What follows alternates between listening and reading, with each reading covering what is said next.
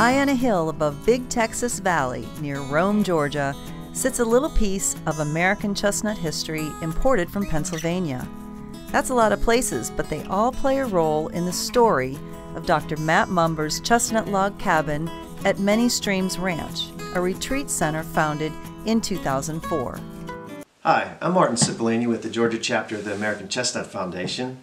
I'm sitting here in Dr. Matt Mumber's log cabin, chestnut log cabin, at Many Streams Ranch. We're going to learn a lot more about this log cabin in just a minute. First, we'd like to have Dr. Mumber tell us a little bit about himself and what he does here at Many Streams Ranch.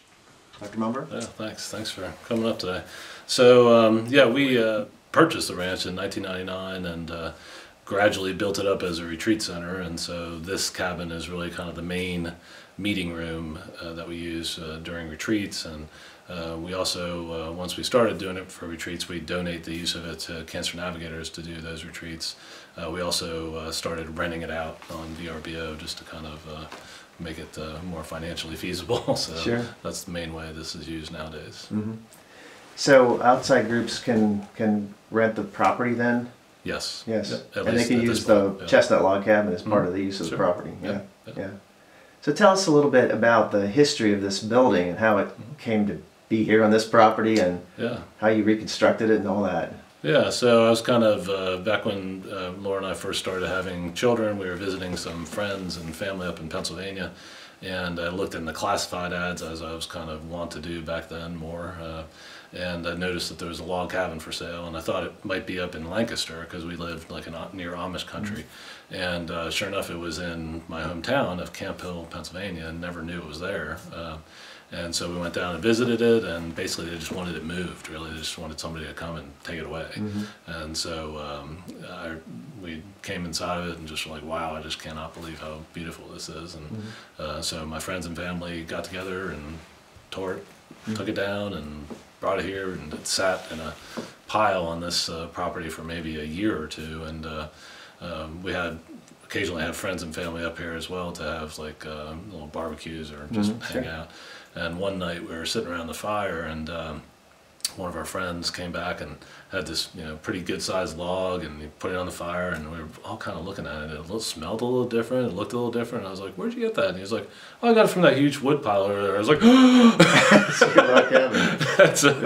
and so it's actually over there. It's got a big burn mark. But, so that was it. That was like the inciting moment. It was like, okay, we got to do something. So we finally went about the process of kind of putting together the three-dimensional jigsaw puzzle that was all these logs, even though we had numbered it and lettered it and videoed it and diagrammed it. And my dad was a civil engineer, and he was there meticulously doing all that stuff. It was just by the time it got here, it was really literally like putting together a puzzle. Right. So then we got with some folks that were construction folks in the area, the Johnson family actually, Gary Johnson, Tim Johnson, and his dad. And we just went ahead, and a friend of mine and I kind of walked around, and once we put the foundation in, we kind of laid the first logs, and then the whole crew came up and just started putting it all back together. And it was probably the most difficult part to put together was this truss system, because the whole, this is a 32 by 32 room, which is pretty cool. It feels very open, and I think they'd have a lot of the lodge meetings in here, basically. And actually, the room that we now use, a kitchen, they called the tap room. So you got to have a tap room in American Legion Lodge, right? And so the truss system, I think, is the coolest part about it. These 32-foot long chestnut beams, and then they truss out, and there's giant metal poles holding the whole thing up, basically, so you could free span this. And it's all trussed out with chestnut on the flooring. And then the original cabin had chestnut trusses for a basement, and we were fortunate to be able to have those because we did have some loss in trying to reconstruct it. And the other thing that happened that was pretty cool was a man, while we were taking down the cabin, came up and said, oh gosh, I've got all this stuff from when I was a kid, and I've gathered all this stuff, and he gave us all these documents, and included the original drawings and the original contract. And well, tell us more about that. It's very curious about the origin of the cabin, when it was built, what its original purpose was, and why chestnut? I want to get to talk a little bit about that because it's very curious about the timing when this was built and what was built of. Can you tell us a little bit about that? Yeah, so they paid, we have the original note from the Camp Hill National Bank for $1,600. It was built as an American Legion Lodge, so they lended it to the American Legion, post number 43 in Camp Hill, Pennsylvania. And as it turns out, in that era, there were a number historically of log cabins that were built as Legion Lodge. It was just a strange time. They just, for whatever reason, built Legion Lodges out of into log cabins, or made them log cabins. And so the contract, right around the time that this was built, I guess that's when the blight was devastating the chestnut population. And so they, in the contract, said they wanted it built out of sound, dead chestnut trees, basically. And so that's what they did. And it's, and that was 1936. Is that that's when it was built? Yes, 1936. exactly. Yeah. Yeah. So by that time in western Pennsylvania, or it's eastern Pennsylvania. Central, actually. Yeah. So by that time, at least 50%, probably even more, of the American chestnuts had been killed already by the blight. By the 50s and 60s, virtually all of them had been killed. So there's a lot of structures being built around that time out of American chestnut. Yeah. One of the great properties, of course, is the fact that they're very rot resistant because of the high tannin content. And there was a lot of industries to extract tannins or to build, durable outdoor buildings and that sort of thing out of the salvage operations from the American chestnut blight. This sort of devastation led to a lot of construction projects of various kinds and economies based upon the dead chestnuts instead of the living chestnuts. For those of you that aren't familiar, the chestnut blight wiped out somewhere around 4 billion trees from our forests. And presently, there's 100 or 200 million left, but they're all pretty much small trees. I mean, they make it up to about 3 feet, 4 feet in height. If they make it up to the flowering stage, it's really a very rare circumstance. And the American Chestnut Foundation has been working for many years now, over 30 years, 35 years, on efforts to try to restore blight resistance to American chestnut. We hope that we get chestnuts back on these hills again. There's great views of the mountains around this cabin. Chestnut had been a very important species here in the past, and we hope to see those mountains populated again as a result.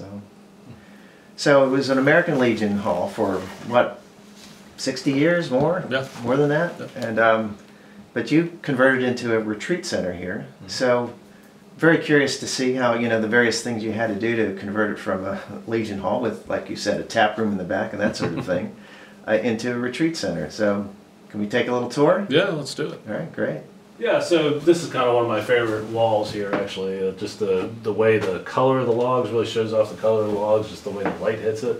It's got this kind of orangey, really kind of mellow, goldy color. Chestnut brown. Yeah, that's where I guess it came from somewhere. And of course, when they did the original cabin, it was chicken wire and Portland cement, and that all just kind of came apart when we were taking it apart log by log. And so we filled it back in. There's basically 2 layers of styrofoam beadboard and then this commercially available chinking material that you had to kind of painstakingly put on. My dad did this. He's, again, civil engineer guy, so it's all very nicely done. Right. Yeah. The parts I did are kind of a mess. Yeah. But So the interior was completely without any stain or treatment whatsoever. So it was just, and the outside was treated with creosote. They did that in Pennsylvania all over correct, the place. yeah, just to kind of weatherproof the outside. But and then these logs, the same type of thing. It just has this, this beautiful orangey color. And somebody with the American Legion must have been a pretty good craftsman because they did all this really, just the way it's all been trussed out. And the doors were all solid American chestnut. You can see these very wide plank doors and some of the old hardware spots where that used to, actually the original hardware is still on the main doors. It kind of drives people crazy because you have to flip it up and down and so forth. But, so this was all built from standing dead chestnuts, and yes. when the blight was coming through there, it created what were called ghost forests because you'd have entire forests that were standing dead chestnuts. Yeah. It was a really important tree. I mean, maybe in some locations 75 to even 100% pure chestnut stands existed, and then when the blight went through, boy, it just took them right out. So. Well, it's interesting. My wife and I, ever since then, have been kind of fans of the Chestnut to a certain extent. You know, being in here, and we were traveling over in Europe and went to Denmark, and in right where the castle is in Denmark, there are just beautiful chestnut trees. That obviously they didn't get messed up by the blight. It's pretty cool. That's European chestnut. It is blight susceptible, but it's making a bit of a recovery on its own, unlike our American chestnuts. So. Okay, I didn't realize there was a difference. So. Yeah, that's European chestnuts. Very famous chestnut in and of itself, and but we work with American chestnut. Okay, cool. Yeah, the support system is really neat because it's a pretty big span to be supported without any beams down here. Yeah, I mean the engineering was really cool, and then actually when we were putting it back together, there was a little talk about the spacing that they used, and the wood is just so good and sound and able to hold so much that they were able to space them more than they typically would, kind of just architecturally made lumber. Right. So I really like the roof too. I guess the roof for the second floor. It's got all those nice chestnut joists. There's a good view, kind of looking at the light over way the light hits it and shows the color of the wood.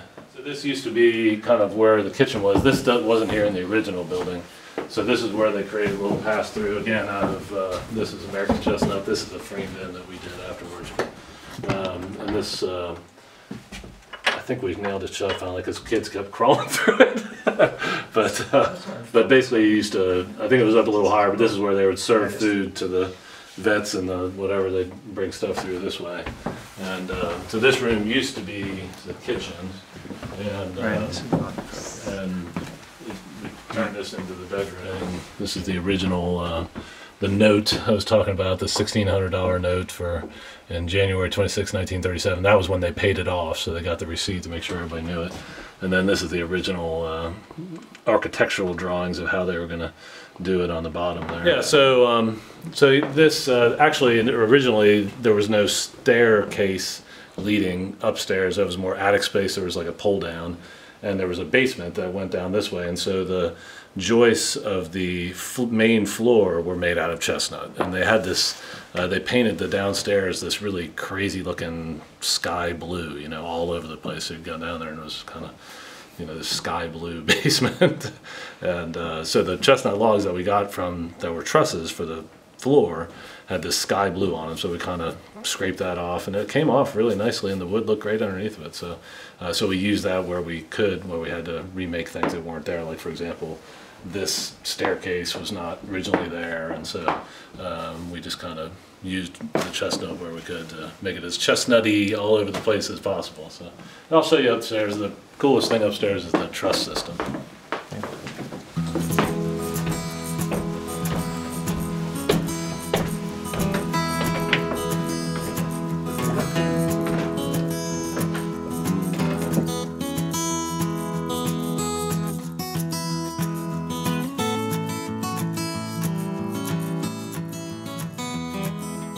So this is a good example of the truss system here, and so my dad was, like I said, was a civil engineer, and so when we took this apart and brought it down, you know, they had these giant metal poles that had these little turnbuckles, styles or whatever, turnbuckles, and so that's how you kind of tightened it all up. But he was very paranoid about the fact, because when we took the thing apart, those things, the pillars that are holding it all up, weren't braced by anything, never nailed into anything, just went boom. And so he just thought, gosh, you got to hold up this whole floor, this whole roof. And so he said, let's, you know, he didn't trust the old-fashioned stuff. Put the plate, connected the roof to the plate. And it's like the only one that we put there, and we had 4 of them made, and after we put them in, we were just like, you know, that is way overkill. Yeah. So anyway, so it's an internal truss system. This is not supporting the roof. This is intended to support the floor. Supports the floor. That's correct. Yeah. So it doesn't support which is the ceiling of the room below. So you can see that there. But actually, in the original building, this also abutted next to the ceiling. So because we took the entire roof off first of the old cabin, we had to create a new roof system. So we also changed the angle of the roof just a little bit, and then raised it up some so you could have a bedroom up here basically. And then we made this into kind of attic space behind and put a bathroom back there, etc. And you can see the fireplace back there as well. But Yeah. so this is basically, instead of having living space and usable space in a basement like they had in the original, we have living space and usable space up here. So, yeah. But Yeah, it's so- very cool. This still has the original bark on it. Yeah. So And that's it pretty is neat. solid. It is literally as solid as a rock. Yeah, it's really neat. Yeah. There were some good craftsmen, whoever did this. Whatever American Legion folks did it. They did a good job. So these were the original walls basically in the kitchen. They kind of they were side by side, and there was like a little door that was between them, and then there was kind of a little just shakily built closet on the outside that I think they did along the 70 years or so they were there. But the thing I like about this, when we kept them, you can tell as part of the kitchen, they had the little mouse that had his way to get in and out of the kitchen as well. So, American Legion mouse. That's right, American Legion mouse. So one thing we can prove scientifically for sure is that mice prefer pine to chestnut. That's right? I would presume that we have our own little problem with voles and chestnuts that I don't want to get into right now. But yeah. So I guess we can't prove it scientifically. Hypothesis. Yeah. Well, Dr. Mumber, I want to thank you a lot for having us visit, and this is a fantastic structure, and we like this, little connection to the history of American chestnut, and we're hoping that structures like this aren't just, something that's strictly relegated to the past, but that will help to restore American chestnuts and get the species back on the landscape again, and make a lot more of buildings in the future out of American chestnuts. So. Yeah, well, thank you for what you do. Thanks a lot. Appreciate Appreciate Thanks for taking it. the time. Thank you. We'd like to thank Dr. Mumber for sharing the story of his wonderful chestnut cabin with us. Thanks also to Dr. Brian Campbell and Chelsea Anderson for assisting with the video production. And a special thank you to those who have contributed time and resources to help save the American chestnut. We're happy that we could share the history of this unique cabin with you, and we hope it inspires you to continue the important work of the American Chestnut Foundation.